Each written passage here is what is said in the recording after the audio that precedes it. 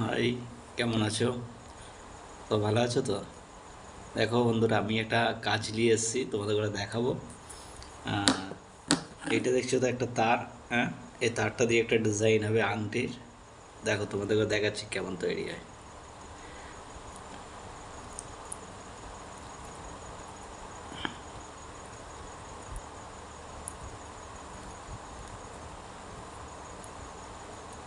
এই দেখো বন্ধুরা, এই আংটিটা এইভাবে তৈরি হলো।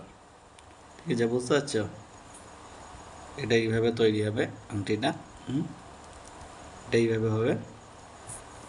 তারপরে পথর দেখাচ্ছি অন্য। দেখো বন্ধুরা, সোয়েলিংয়ের পর কাজটা এরকম হয়ে যাবে।